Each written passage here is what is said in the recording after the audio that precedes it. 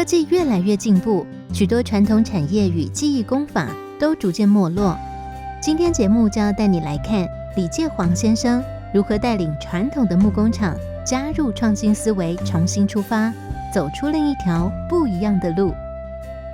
因为以前没有所谓的这个塑胶的东西，或是这个铁质的东西所以容器呢要放置衣服或是家里面的一些东西呢，储藏呢几乎都是以木质为主。所以呢，当初的我们的木质呢产品就是在台湾算是蛮发达的。台湾民国60至80年代正是木工业最繁荣的时期，但前后不过10多年光景。80年后，随着劳动成本提高，大陆越南崛起，台湾木业不断外移，低廉木制品倾销回台。短短10几年中，民国80至95年，台湾木工产业陷入一片萧条。我父亲为了要把东西产品弄得很好他就因为工厂那时候还没有可以住的地方因为都是要为了工作，所以把所有的空间都弄成工作坊。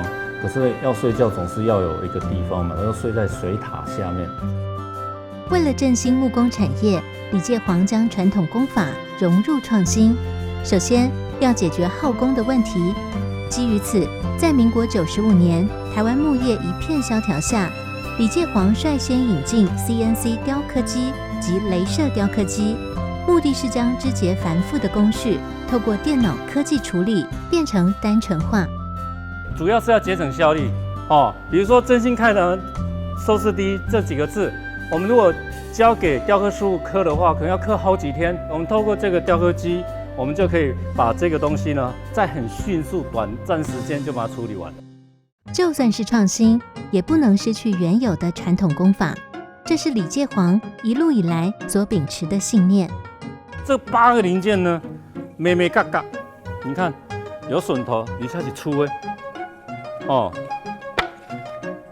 这个榫头拢是粗的，这拢你看这个钢，这个木，在这一个木料上面就要有很多工法在里面。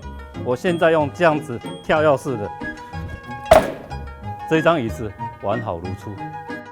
用最细腻的工法，给消费者最值得信任的品质。这样的坚持，为李介煌建立了广大的忠实顾客群。而木工厂主打的商品，就是这扇至尊门。我们这种门完全都实心的，里面的榫头你看有裂跳的状况吗？这个门我们做好已经将近20年了，完好如新。台湾市面上到处充满了偷工减料的劣质木制品，厂家以假乱真的产品，让消费者在购买时很难去辨别真伪。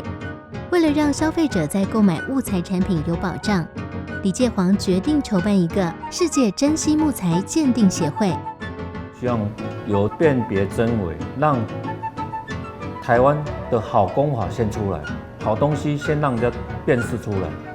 那我们会有鉴定师，那这鉴定师呢，经过我们验证我们派人出去说这个东西是真的，那它的价格就当然是不一样的。透过协会鉴定师，让消费者在购买高价木制品时能买得安心，怀抱将传统木工精神传承下去的责任，及不希望老师傅随波逐流的使命。李介煌希望能凝聚大家对木工工艺的共识，形成一股改变的力量。我是觉得我们大家要有这个共识，然后恢复我们台湾的这个真正的木工工艺之美，把这个东西传承下去。老工厂用新的思维经营传统产业，祖父的技术做后盾，孙子的创新走在前。李家木工厂的新品牌也打开通路。11月份，他们也将参加台北国际建材家具大展，希望能将他们传统创新的理念传承下去。精致的手工，美化你的空间，赞！